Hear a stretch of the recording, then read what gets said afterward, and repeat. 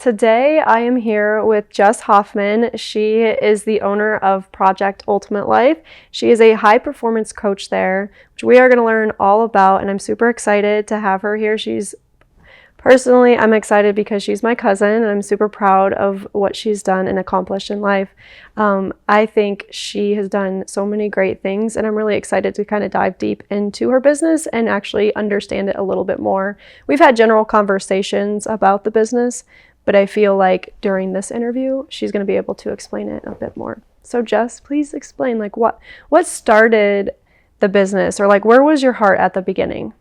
Well, honestly, this all started back in 2017 when I was living in Malaysia. I had just gotten a PE position for the first time. Before that, I was in Germany, before that in the United States. And I knew that because I was asked a question during Oktoberfest of all things in Germany, what are you going to do about your retirement as an expat? And I thought, I don't know. And it sort of set me off on this mission of figuring out what I was going to do as a retirement plan as an expat. So a friend of mine, we were walking through the Hauptbahnhof one day, and she bought me a book, Rich Dad, Poor Dad. So I read that book, as it is most people's introduction into finance, real estate, etc. And that kind of just launched this journey of figuring out, what options were available, what was investing, what was finance, what was starting business. And basically I learned that, okay, if I stayed as an employer or as an employee, then I would never become wealthy or rich as defined in the book, right? So I started thinking about all the different ideas and all the different avenues I could go. And I settled on, I want to be a life coach. I want to be a coach. I want to start this company. It's going to be called Project Ultimate Life. But I never had full clarity of what that meant. And honestly, deep down, I didn't feel like I was living my ultimate life. Like I was living a good life, but I was drinking too much on the weekends, sleeping in late. I was in a relationship that I wasn't fully committed to. I was, not working out as much as I would like to. And these are all keys to what I would deem a healthy, kind of the ingredients of what a happy, healthy, fulfilling life would look like. In 2024, or when I was 24, I cycled across the US and I was like, my life mission is to travel the world and inspire and empower people to live happy, healthy lives. And I kind of stuck with that. I got my background in public health, community health, education, these types of things. And that was always something that was really important to me. But at this time in Malaysia, my lifestyle switched from when I was living in Germany. I was cycling 20 plus kilometers to work, at least one way, if not both ways. Some days I'd take the train, cycle home, it would just depend.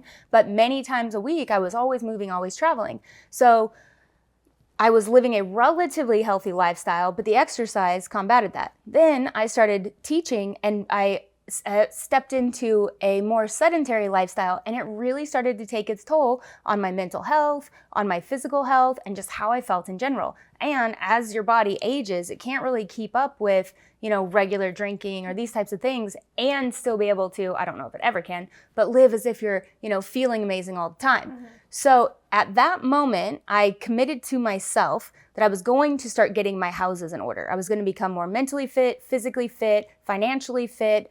And I started a transformational journey to get to that point. Now, fast forward, I was in Malaysia, started getting into investing, got into crypto, figured out how I was going to, work out my retirement plan. I kept interviewing people about, as international teachers, what it was they were doing, how were they going to do. And I would say I had somewhat of a midlife crisis. I think I was 31, 32, my first year when I was in Qatar. And it was literally me trying to figure out how I was going to, if I had done nothing the rest of my life and stayed in Qatar and never traveled, I'd have $243,000 saved. And I could literally, it was crushing to think that suddenly I was 65 years old and retiring and had done nothing in my life just so I could not even have enough to actually retire on. So what did that do? One, it kickstarted my investing journey. So instead of doing the save 20%, I saved 80% and went all in on crypto as an investment option. Two, I started doing things like wanting to cut back on drinking, wanted to cut back on staying up late, and I wanted to work out a lot more. So I did. I trained for a half Ironman. I started working on that habit. I ended up quitting altogether to get my certain, healthier lifestyles in place. My diet's always been pretty good, but I would say that I even dialed that up to be able to get to a healthy point. And now, after many years, I've gotten to a place where I genuinely feel like I can work with people because I'm walking the talk, or what was that saying? I'm walking the walk that I talk, right?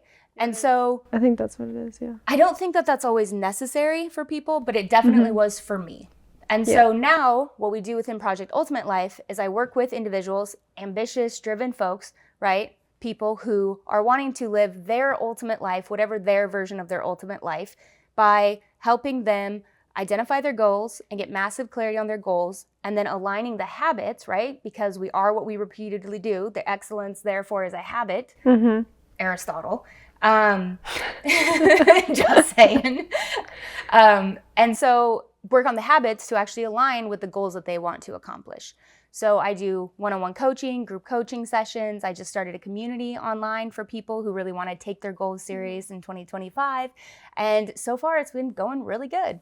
Yeah. So let's take a step back and let's think I'm trying to think of, because you've done so much. Like you talked about the cycling, and I remember when you cycled because I was like 16 and I came and visited you in your lime green car. Yeah, in Yankton, which was super cool. I thought that was so cool. I tell people to this day, I'm like, yeah, my cousin Jessica, she rode a bike from Oregon to like New York, then flew back home, and I think it's a super cool journey. But like you also lived in Germany. You've lived in Malaysia, you've lived in Qatar.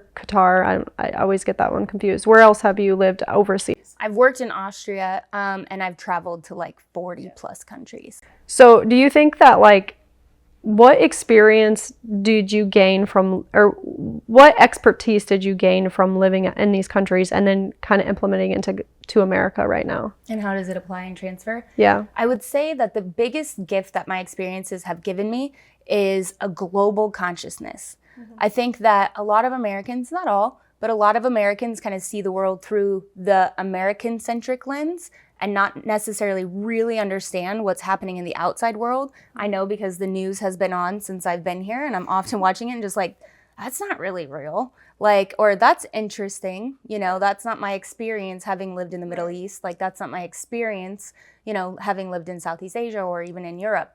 However, I think that having understanding of things like the healthcare systems in other countries, or having understandings of the cultures in the sense of family first, you know, supporting one another, how important that like nuclear unit and even the, you know, cousins and the whole family, how close, like for example, in Doha, you know, every single weekend, everybody stops for prayer on Fridays and everybody goes to grandma's, and we're talking loads and loads of people. It's very family oriented, you know?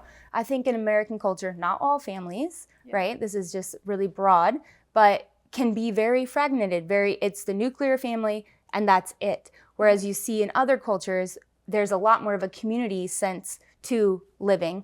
And I just think that that's really healthy and awesome. No. And I think that can actually, like, for me personally, like, if I'm going to be doing your program, right? We're going to be working on that together.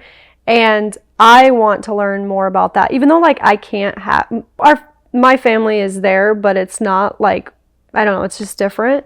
But I feel like the experience you have with being around cultures that stick together is going to help me. Like, you can teach me how to center my life with my children and help kind of maybe create a new sort of tradition with my kids, and then hopefully they can do it and they can do it, because I really want like family where I can come home and like we are together and we talk about our goals, we talk and we support each other. Like, I'm interviewing you because I support you, like even if you didn't even believe in what they were doing, like at the end of the day it's like your family, you should support them. I feel like, I don't know, I mean I do believe in what you're doing, but that was just an example.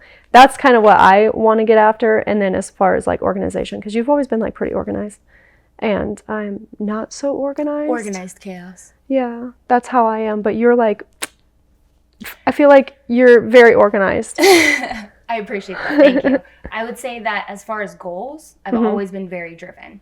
I watched the movie The Secret when I was 23. It was back in 2009. I had just graduated. Maybe it was just the beginning of 2010. I was like, okay, I'm going to make 2010 my year, right? That year I went to Europe for the first time. I cycled across the United States and I was like, okay, I kind of think that there is something to this. And I just kept making vision boards.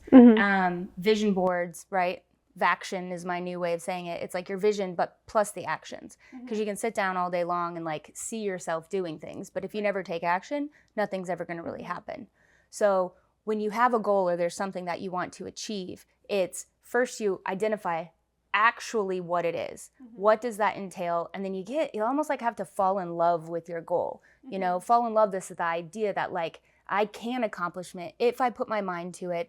What is it going to take? And then that's where you get down to your whys, you understand what your rewards are, and you start to build your life and your habits centering around your top 3 goals, right? I think Warren Buffett says it the best, like basically write down all of your goals, your top 25 goals, circle 5 of them, and start there, right? Because you're not going to actually do the others. And so Brian Tracy talks about writing your top 10 goals that you want to accomplish in the year every single night as a strategy to be able to always have that on your mind. You're always kind of focused, working towards the same thing. And he said that single habit has made more millionaires than anything else. Just by repeatedly writing it? Repeatedly writing out your goals. Okay. Because the act of that physical, writing helps you really program it into the subconscious so that when opportunities come up, you're more inclined to take them.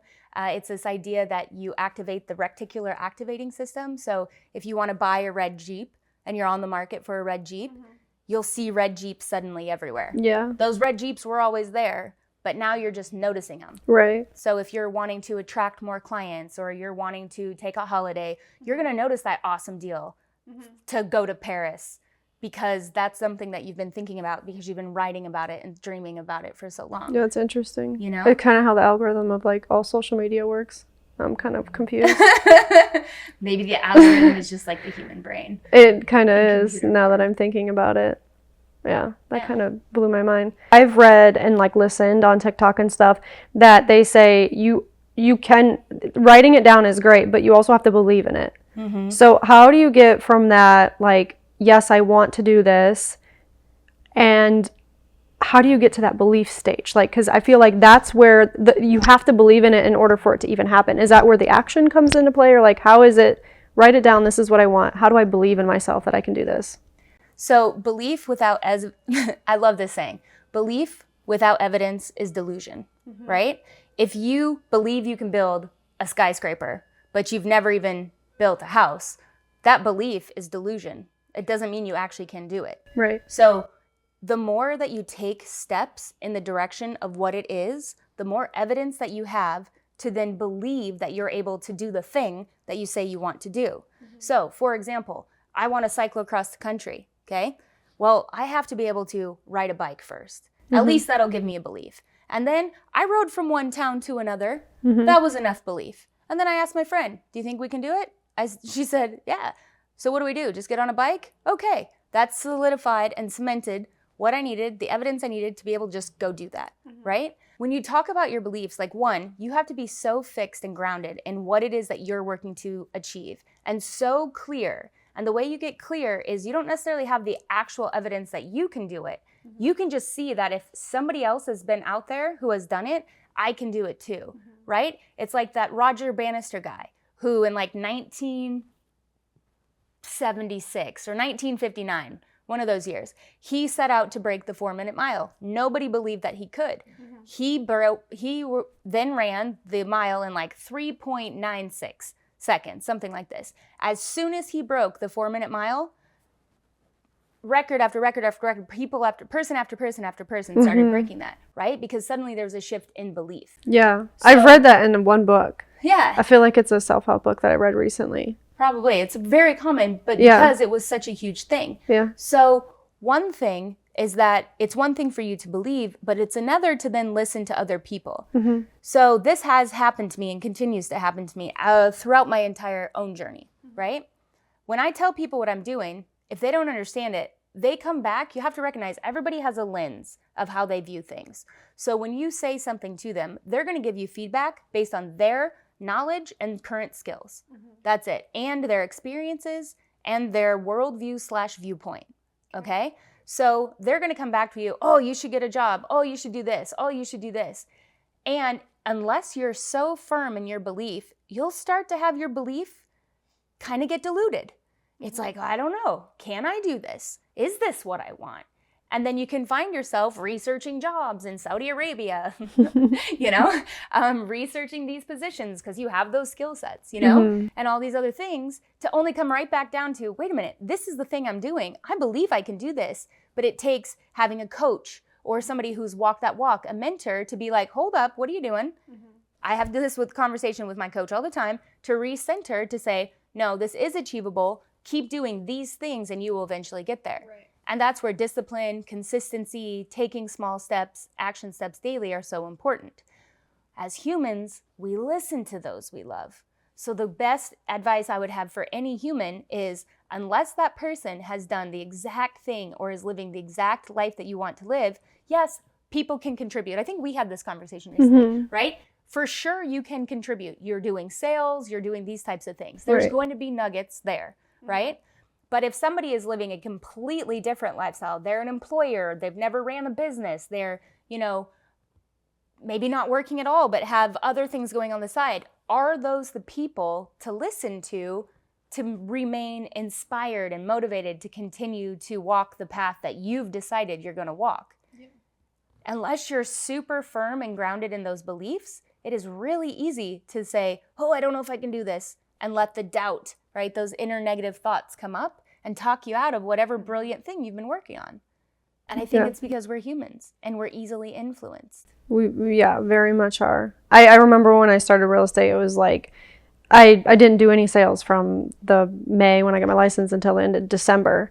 And I felt discouraged and I was like, should I renew this license or not? But then I had to take a step back and realize that, well, Markie didn't do anything to make sales. So if you implement what you need to do, which you didn't do before, then you should be able to do it. So then I was like, okay, I'll just pay for it again. And I mean, it paid off, but it is really hard or easy to get stuck into this belief, or I guess this doubt, because it does, the people around you make a huge difference. And I've learned that a lot. I've centered myself around people who are motivated, who have bigger goals, who make more money than me, who have been different places, traveled, because I want to travel. So I go with people, I want to center myself around people who have traveled.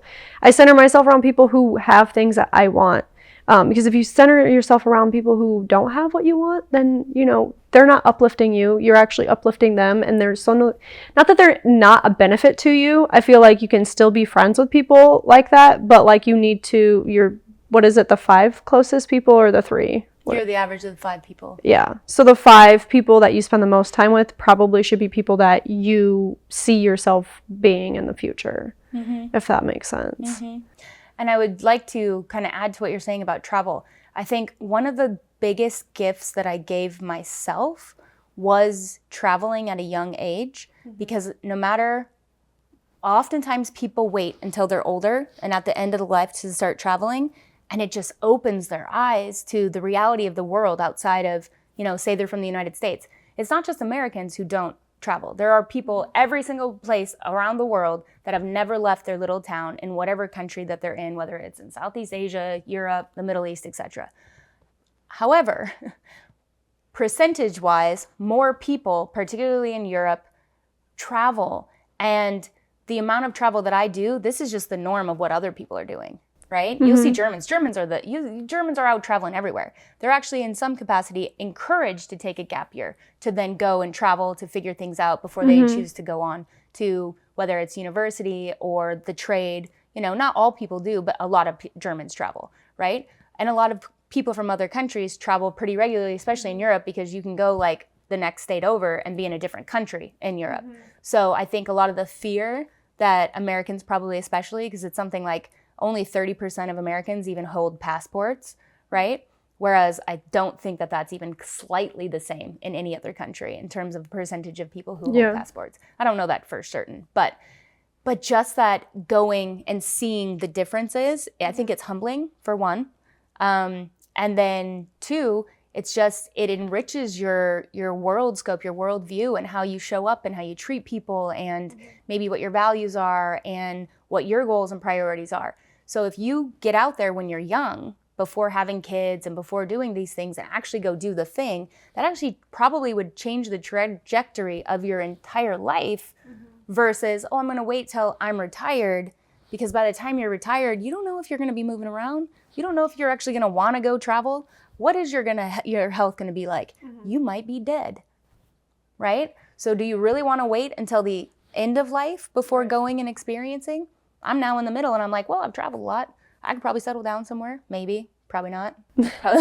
Probably after a month, I'd want to go somewhere again because it's just so, Well, I don't know. I've always kind of been settled into a place. I mean, I had kids. So, I mean, I didn't get to do the whole traveling. So now it's kind of like I'm reversing and like trying to figure myself out after already having kids and after already doing the things that you should have done later on in life. But you have traveled. You have moved to Austin. You moved to Florida for a split second. You moved back here. You were there for my half Ironman. You've been out to Oregon many times. You've been other places in the U.S. That's a form of traveling. That's where it starts, right? Yeah. I traveled around the U.S. before I went out of the country. That's not fully true. I was in Canada by the time I was 19, Yeah. I mean, I've been out of the country, but only like on a cruise. But I mean, the United States is a really beautiful place, so it's not like you can't travel in the United States. And I mean, I just think for me with my kids, because they're so young, it's more accessible to just travel, in the United States.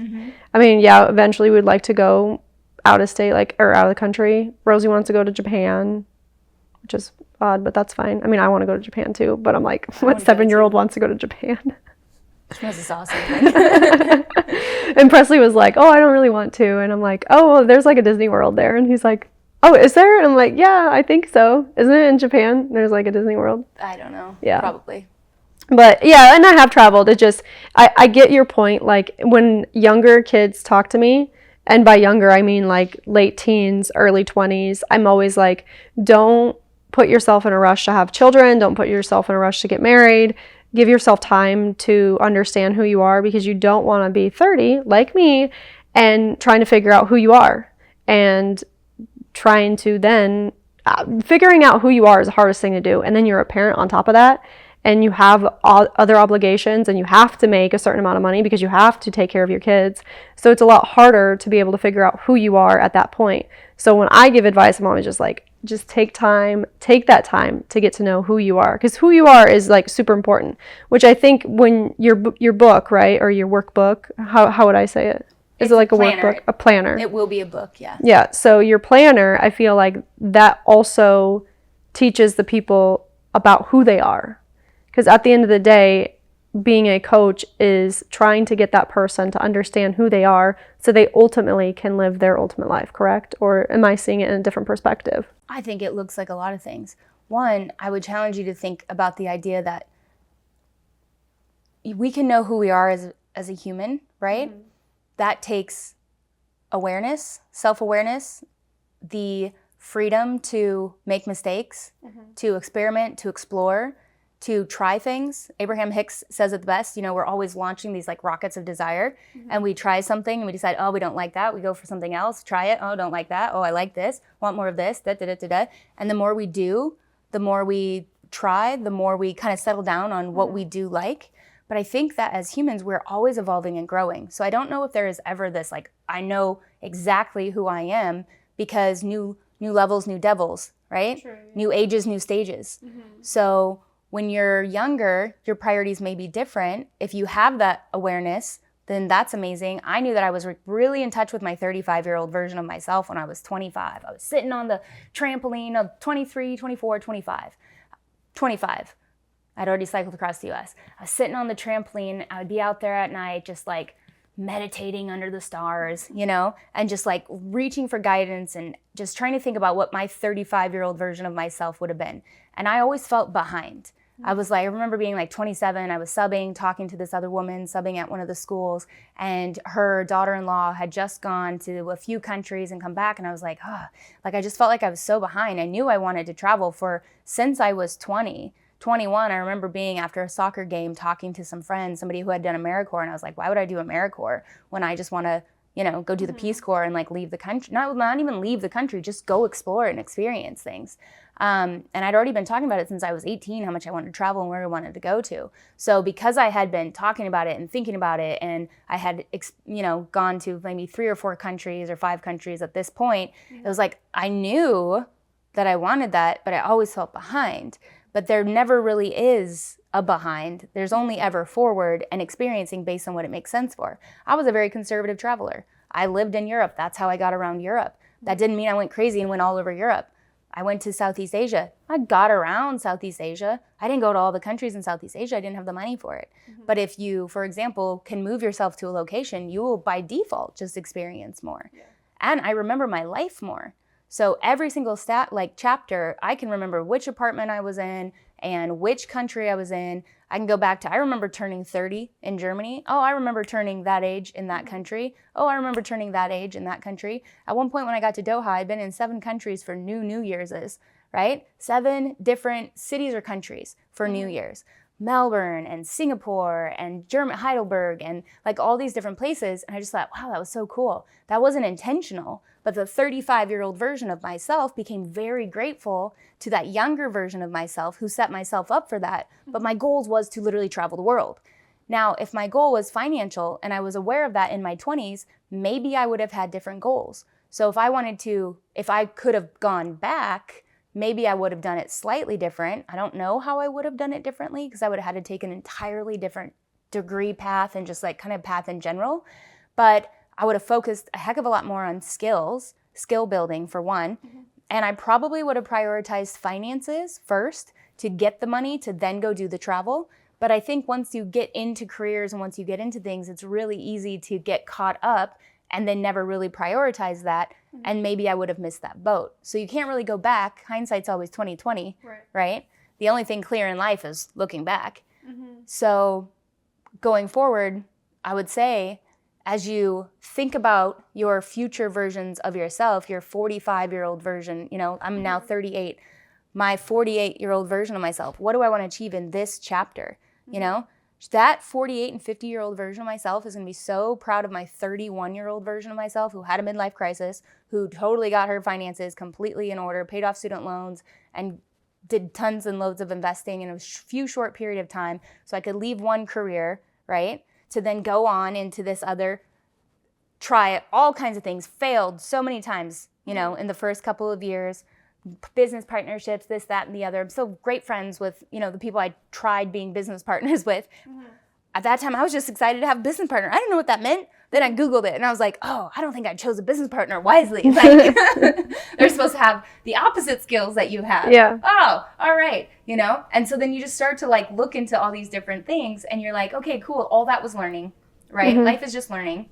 And then that people overestimate what they can do in a year, but underestimate what they can do in a decade. And this is where I would just say, because I'm seeing the evidence for myself unfold, where if you just keep moving forward, no matter how many fails, especially that you'll have in the beginning of whatever your goal is, my 48 and 50-year-old version of myself wants to be a very different person than what my 25-year-old saw my 35-year-old version of myself as.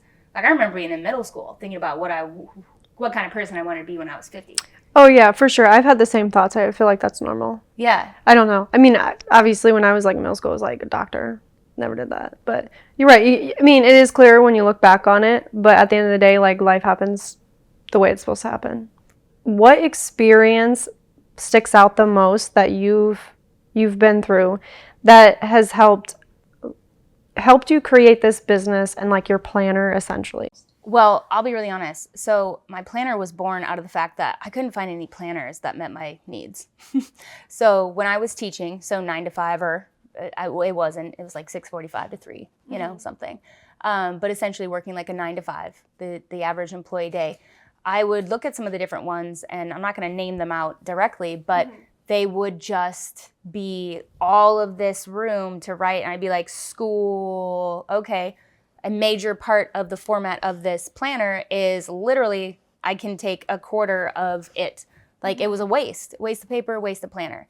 Then when it really hit that I needed this kind of structure was that when you have external forces, like a job that you have to get up and go to, it is so much easier to just get yourself up and go. Yeah. But when you become an entrepreneur, or even when you were doing 9 to 5, right?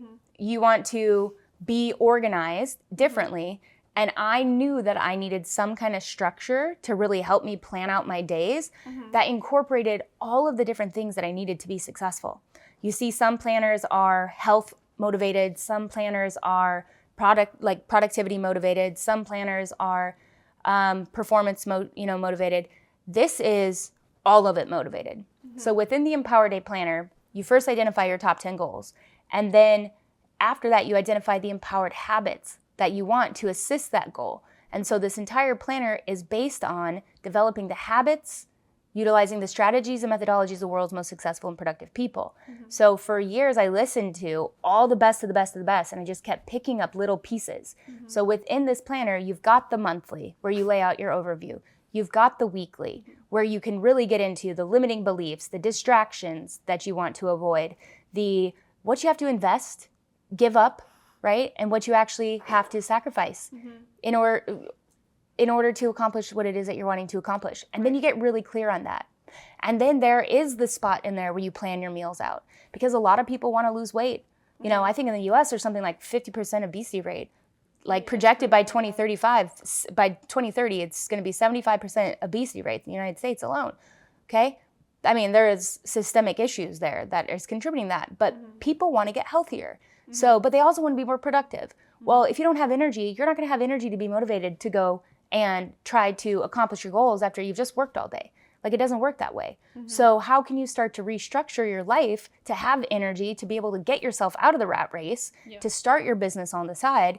And so what this planner does is allow you to map out your week, hour per hour, and then also it incorporates the balance perspective. How do I take care of myself? You can't pour from an empty cup. So what are you doing on a daily basis to really take care of yourself?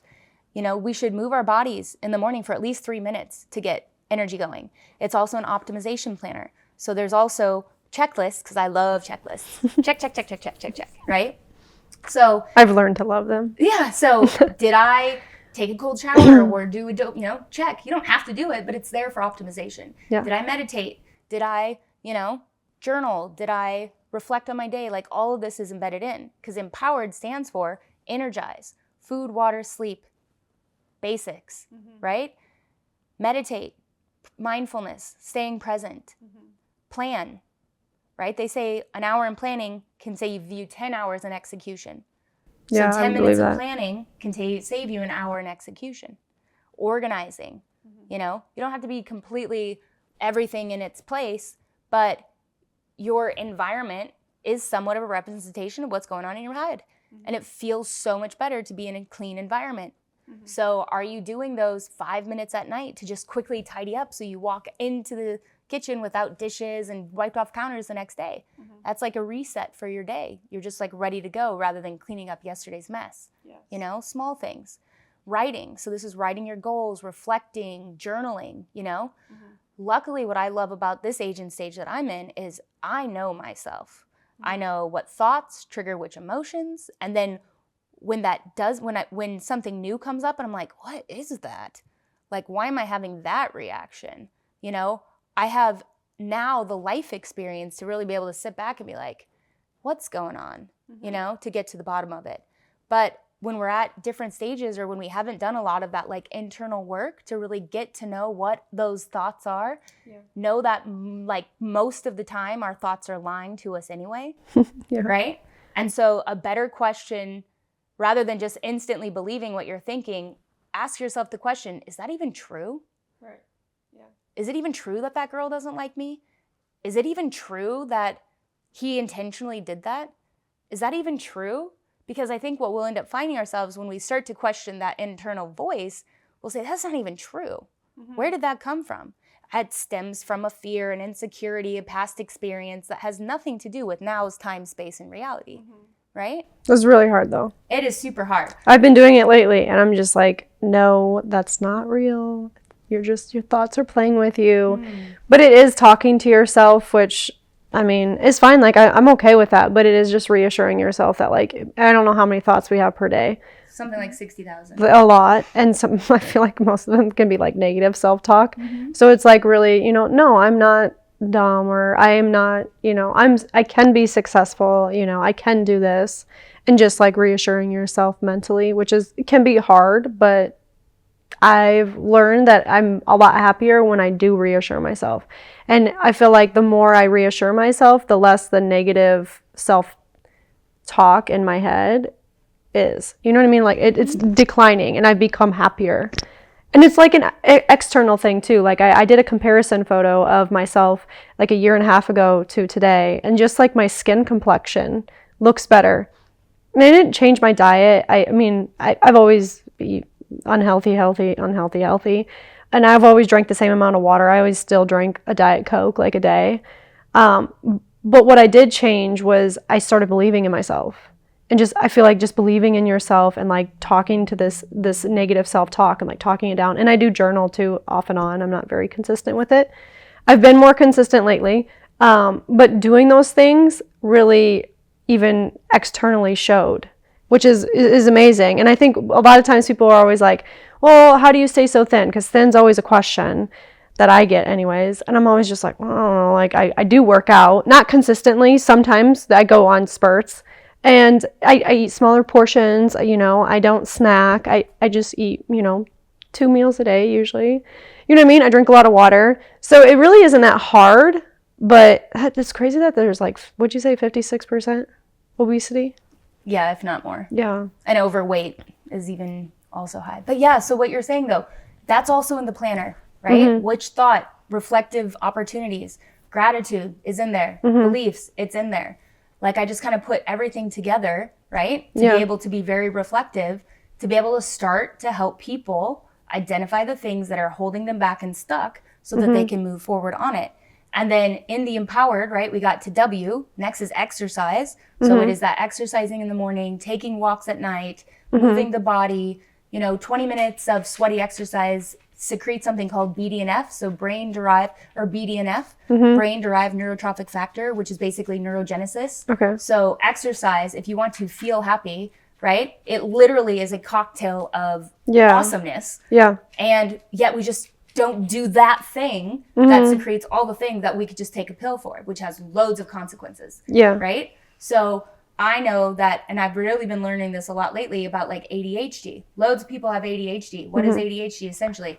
It's like low dopamine. So then we go searching for these dopamine, we get distracted and all the things, right? So just do more things that's going to produce more.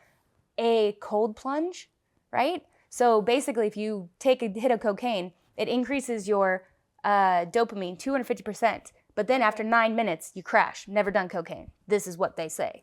Okay.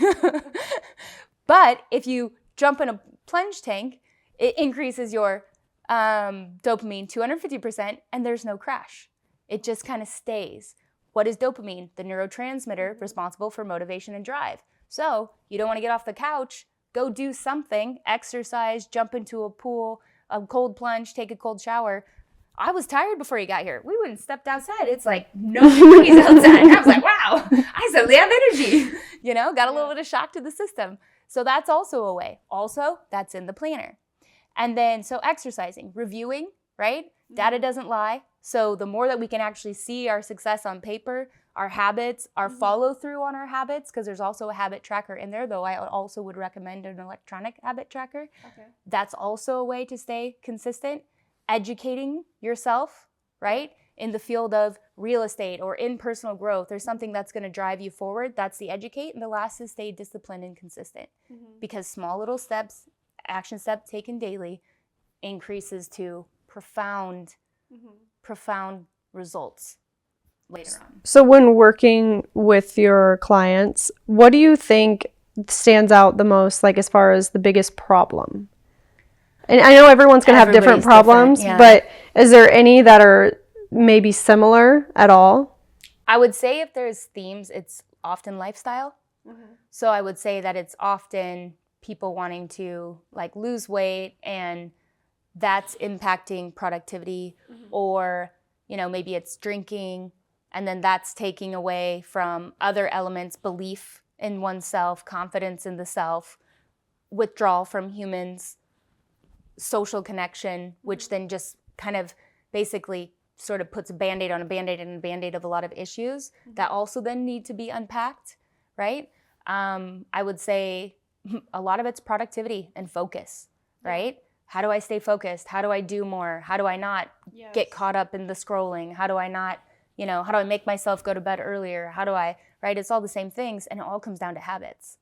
So it takes 66 days to build a new habit, 130 to 166 days to completely rewire the neurons that wire together. So basically, for an entire new identity to take hold, the old habits need to be pruned out, which is essentially, if you like think about a brain or like a tree, it's like you're pruning the tree. It's like you're taking away these habits that weren't serving with you, and then you were rewiring all of these habits that serve you. So when you say that you can't teach an old dog new tricks, well, there is some element of truth to that. If that dog doesn't want to learn, you have to want to learn the new tricks.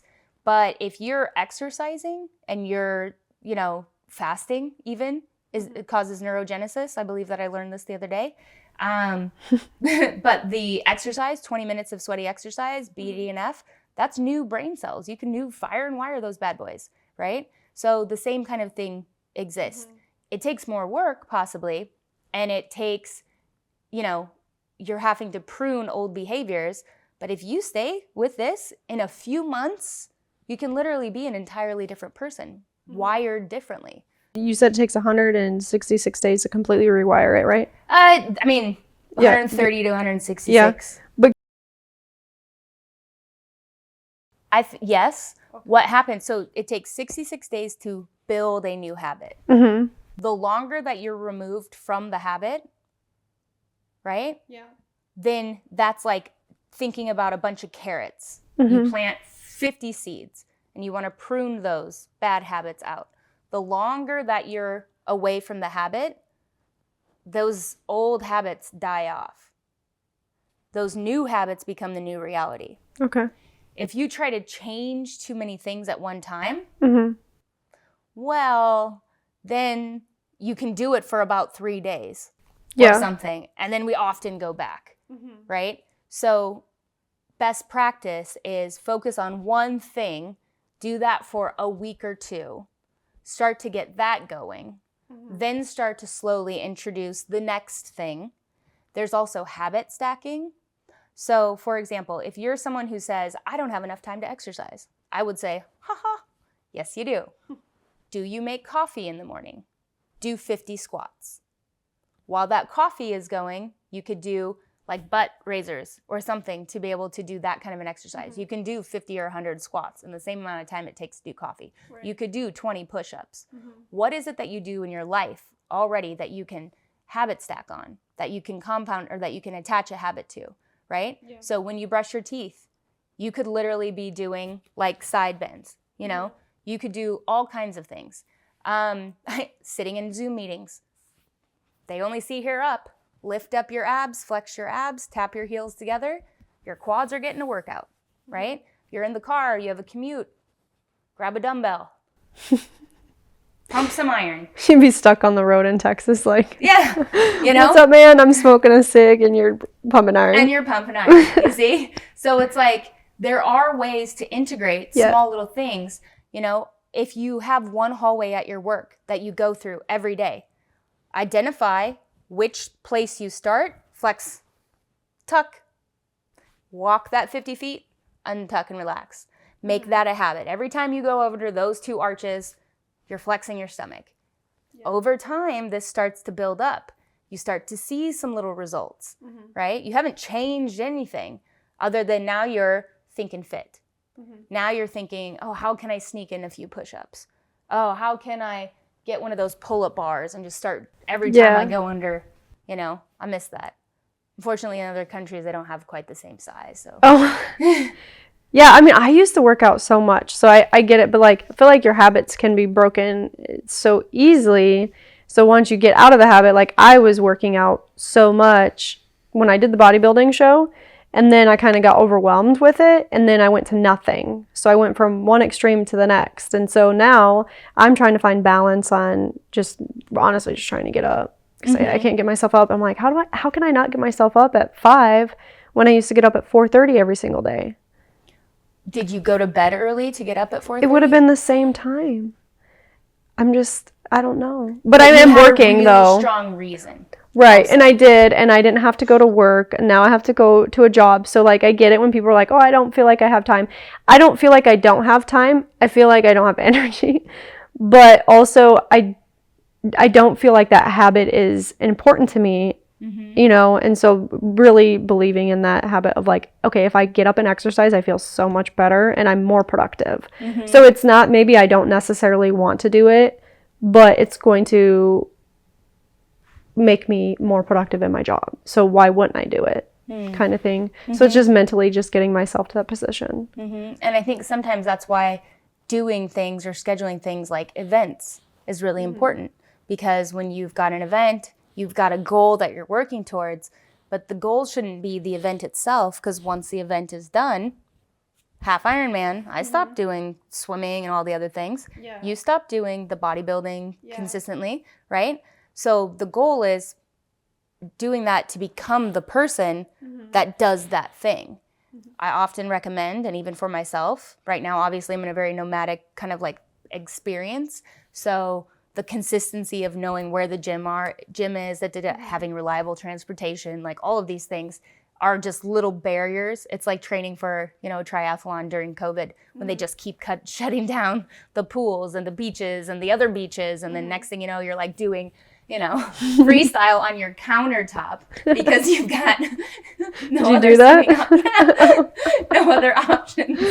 Or you tie yourself up in your friend's kidney-sized pool and you just swim stationary because for as long as you have to, which was not fun. But it's cool though. I mean, like the discipline is unmatched. To like the bodybuilding show taught me so much. Just the discipline alone, like you can do this. And if you just believe in yourself, and so that's why I always tell people, like, discipline will teach you more than anything else. You may not like what you have to do, but you'll like the outcome, I just came off of a 3-day fast, 72 hours. Oh, I could never do that. No, you would never choose to do that. Yeah. You could do it, right? I did it. Was it fun? No. But I knew that when I said I was going to do the thing, if I didn't follow through on the thing, it's like I'm giving myself permission to break those little promises to myself.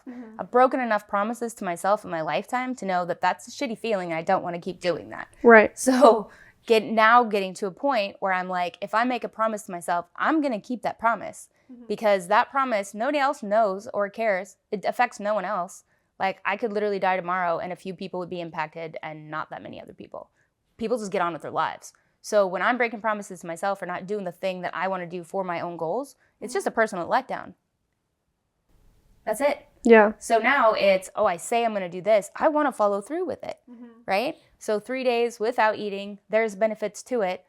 I just put it in my mind, no matter what, I'm doing this. It takes it off the table, I quit drinking. I don't drink anymore. Identity shift, right? I just don't. It's around. People are doing it. I don't care. It's not something I do anymore. Right? Other substances. It's around. I just don't do it. No longer is it a temptation. When you keep those things active and you keep things like sugar. I only just started having sugar when I came to grandma's. Right? Okay. So sugar at grandma's is not the same diet that I had a few weeks ago. And I could see how this would suddenly take a turn for the worse very quickly. Okay. I don't buy sugar stuff or processed foods because I don't want to eat them. So when I get that little bit of a craving and I'm like, I want something, I've got like walnuts. Yeah. Okay, that's boring. Have a few walnuts, snacks over, because that just isn't fun and exciting and as addictive. Yeah. No, I agree. And I don't like to keep for my favorite snacks, like sugary snacks, I don't keep in the house. I will go get one, but then it's like I have to actively get outside in my car, drive there. So half the time I talk myself out of it because I just don't want to go. But there are times where I allow myself to have it because I feel like you should treat yourself every once in a while. But I feel like just not having it in the house, your decision's going to be made just basically it's 5 degrees outside. Why would I want to go out and get a triple chocolate meltdown at Applebee's? Now, if it was 80 degrees, I probably would go do it. But in the middle of winter, I'm probably not going to go outside to go get myself ice cream and chocolate cake. So that's kind of what I do, but because I think you still like should, allow yourself some sugar, but in moderation. And moderation, I mean like moderation, once a month. I don't know. The thing about sugar is it's so addictive. It very much is, yeah. So, for example, when it's just me and my little reality, I was in Colorado for 3 weeks prior to this. I didn't eat sugar at all. I bought food for myself. I wasn't around it, didn't have it, didn't crave it, didn't want it. Came here, suddenly I'm thinking about sugar. 3 days ago, you would have said whatever you said, and I would have been like, yeah, sugar. Like, or at least like, ooh, ice cream. Grandma's got ice cream. I'll go get some ice cream. Whereas I went away and I stopped eating for the 3 days, and then I had a little piece of a pecan roll today, and I was like, this isn't even that exciting. It was so exciting to me 3 days ago. So I had to go away from it almost to be like, actually, I really don't want this. Yeah. Because I noticed it started like, I was breaking out a little bit. Yeah. Things that don't normally happen. Again, sugar's great, but you have to also consider what are your goals. So is eating sugar, which we know is super like unhealthy for you. It spikes your glucose, right? Especially if you have sugar in the morning, and it gives you a little bit of a high. Then there's a crash. And then what it literally does is sets you on this train of just up and down, up and down, up and down all day as you have some sweets, go back down, crash, go back down. And I was feeling it. That's why I had to do that 3-day detox, because I was having to nap daily, like all the things, because I was just feeling so tired. And I recognized it'd be like, oh, I'd get these sugar highs and then down, sugar high, then down. There's hacks out there. There's that like glucose woman who talks about like drinking a tablespoon of vinegar before a meal so that you can like inside a glass of water, or before breakfast so that you can make sure that you keep your glucose low, because it stops your blood sugar levels from rising, because that's ultimately what causes crashing, and then a lot of other, like chronic illnesses, inflammation, these types of things. Yeah. When you begin with a client, what is like the first step that you take? So basically, it's book a strategy call, right? In that call, we identify what is your main goals and where do you want to, like, what's the direction you're going? And we get some clarity there. And then we kind of work out a plan, which program's right for you. And then we start. And then each client is different, It's some of it's financially motivated, some of it's physically motivated, right? There's all the different types of fitnesses. So it really comes down to what the individual wants. Oftentimes, people feel stuck, they're procrastinating a lot, they're not motivated. So first it becomes, identifying what are those roadblocks that keep getting in the way, and then what are the limiting beliefs that get in the way? And then how can we transform those into empowering beliefs? How do we remove the roadblocks? How do we align action steps with your goals? And then how can I support you and hold you accountable as you take steps towards accomplishing these goals? Right. So where would somebody like start with you? Like, where are we going to find you? What's your socials? How do we get a hold of you? How do you get a hold of me? Well, I have a website, projectultimatelife.com. Okay. There you can just directly go and book a strategy call if you know for a fact that you need some support and you want some help and some accountability, because you're not getting that the rest of your life. Go there. I'm also on Instagram at _Jess Hoffman, where I'm putting out loads of content to kind of help inspire and motivate and empower people to live happy, healthy, more productive lives. I'm on YouTube, Project Ultimate Life, Jess Hoffman, but at Project Ultimate Life is the handle. And I'm on Facebook as well. Jess Hoffman, I'm sure there's millions. and on TikTok. Yes. Don't know those handles, but no, pretty much everywhere. But primarily Instagram. And the services that you provide, it's completely online. You don't meet with any of your clients then? It's all virtually, yeah. Okay. Virtual. Cool. Yeah.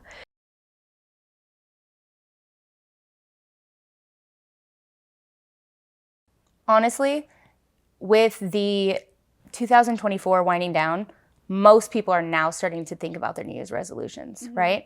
I'm kicking it up. I just started an awesome online community. It's free. So if people want to get started, they want to get involved, they want accountability, they want to see what this personal growth thing is about, they want to get more in touch with understanding their limiting beliefs and why they feel stuck, and find a network with people who are also wanting to elevate to their next level, that is the place to go, right? For that, again, go to _Jess Hoffman. I will send you the link to the community 100%. Then I've got the planner, which is a system. You also get a free course with it, which teaches you everything that is in that planner and why it's all there. Okay. I have also got a group coaching program that's going to be launching January 20th. And then I also have my one-on-one coaching programs as well. So, and those can be both more lifestyle based or business focused. No, that's perfect. I'm really happy we got to interview my cousin.